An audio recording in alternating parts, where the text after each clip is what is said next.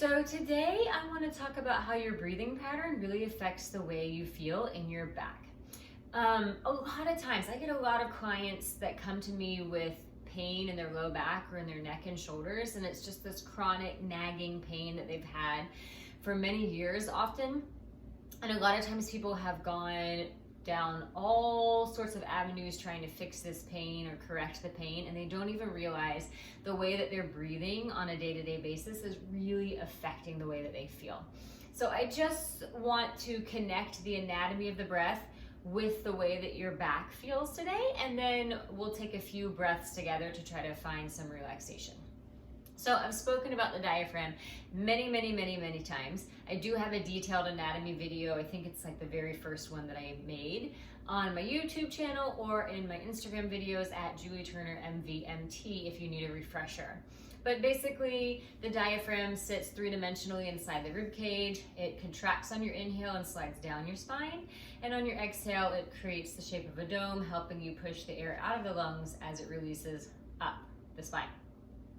Now, when you have one posture where you're sitting all the time, or sometimes if you have an injury in your spine, if you have a bulging disc, or if you've got another spinal condition, you might become rigid and tense, and your breathing pattern is not doesn't stay down low where it's supposed to in the diaphragm. It gets up high in the neck, shoulders, and in the chest area. So all of these muscles up here in the neck, shoulders, and the chest are your secondary breathing muscles. They do play a role in respiration. They help to lift the collarbones and the first couple of ribs out of the way and fill the top area of the lungs with oxygen. But they're not designed to do the whole thing. And we are supposed to be really relying heavily on the diaphragm. Of course, the diaphragm basically works automatically, but if it gets stuck or if you get locked into a position where the diaphragm can't create that fluid motion inside your body, we do tend to start breathing up high, up in the chest, taking shorter, more shallow inhalations, and then you can't exhale fully. And when you can't exhale fully and find that full release of the diaphragm, you then don't get the vacuum effect of the diaphragm contracting and sliding down. So just all of these things put together are going to make you feel more tight, more rigid, and in a lot more pain. So how does this happen? Through injury or through posture? Okay, let's say you have a disc, a bulging disc, and that pain is so intense, like in your mid or low back, that you then start guarding yourself by sort of like bracing and holding. When we're in pain, we feel tense. That will kind of bring the posture down. If your disc is bulging, odds are you're a little bit compressed and collapsed in the spine anyways, so then you sort of become stuck in this position. Well, when I'm here and I'm rounded right here, as you can see, if I turn to the side slightly, as you can see, this is not optimal for my diaphragm to expand. My rib cage, the bottom ribs are supposed to be able to expand into this position called out flare on my inhale. It can't do that if I'm here, right? It's a little bit stuck. It can try, right? But even when I try to do this, just pretending, I'm sort of gasping for air, yeah? So the way to fix this is if you have an injury, the best thing to do is to try these things lying down on your back if that's comfortable for you, because then you can put yourself in a position that doesn't feel so tense. Now the other thing, even if you don't have an injury, we spend so much time sitting. If you sit for your job, if you have to drive, if you have a long commute, right? All this time sitting puts you in this compressed spine again, the rounded position, and then your hip flexors, your psoas muscle also can become tight and rigid. All of that is going to affect the way the diaphragm is able to contract and release. A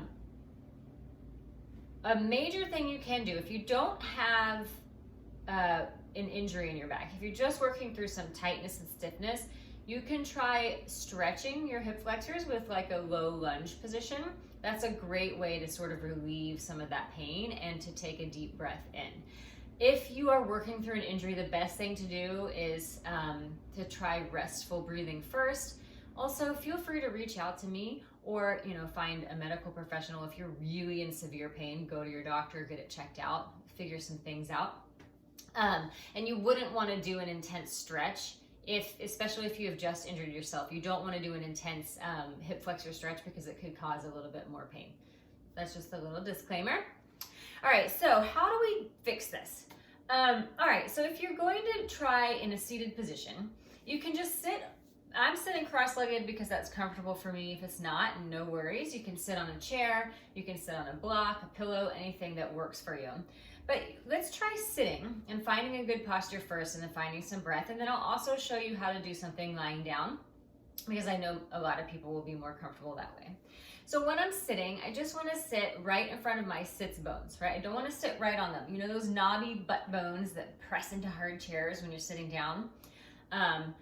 That you want to sit just in front of those. Now, if you're sitting right on them, you're sort of compressing and sitting right on your tailbone. It's not great for your low back. So I just like to sit right in front of those, basically just over my pelvic floor muscles. And then I make sure my hip points are in line with each other and perpendicular to my pubic bone and the floor. So making this perpendicular shape. Then from here, I put one hand on my stomach, one hand on my low back, and I've got my, not my palm, but the back of my hand touching my low back because sometimes this rotation is a lot on the shoulder. So I'm just resting it there. It's no big deal.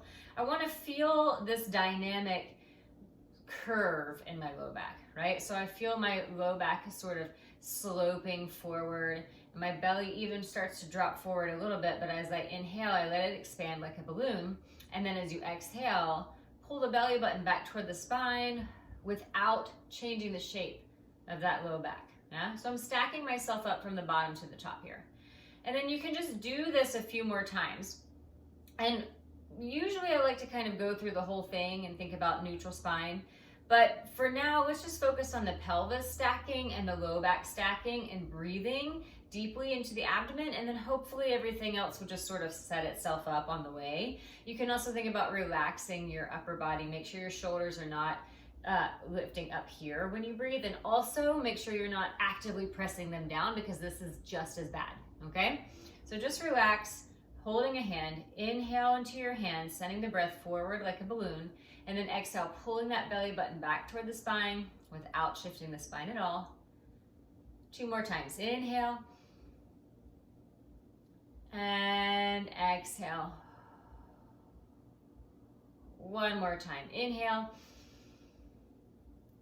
And exhale. So just noticing for yourself, if that felt different for you, then that's not how you're breathing regularly, but it is how you should be breathing. So give it a try. You can take a moment in your day and just make that happen, right? 1 minute of your time. So if you are really in a lot of pain and you want to lie down, there's nothing wrong with that. So this little constructive rest position is really great for your back. So you lie down on your back, you bend your knees, walk your feet out to either side, and then let your knees just drop in toward each other. So my knees are touching. What this does, it just relieves some pressure from my legs onto my low back. So I can just sort of relax in this position. And then same thing, we'll take 4 deep breaths here. Place your hands on your belly. Inhale, sending the breath all the way down, expanding your belly. Make sure your upper body is soft here. You can even try turning your head from side to side gently. Exhale, pull your belly button back toward your spine. Try not to compress or press down into your back when you do this. Just make it about the abdomen, expanding on your inhales. You can even close your eyes and then exhaling. 2 more times. Inhale, widen, expanding the belly, and exhale. And inhale 1 more time, widen and expand.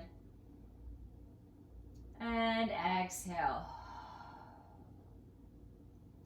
All right, so if you find yourself, if you're in the middle of your workday, if you've had a long commute, or you're tired at the end of the night, or you can even try this lying down in your bed at night. If you find a lot of tension in your back, if you find that you're having breathing problems, you're short of breath, take 1 minute of your day, close your eyes, find this position, either sitting or lying down, and just breathe deeply into your abdomen. I promise if you do this regularly, you will notice a difference in your pain level.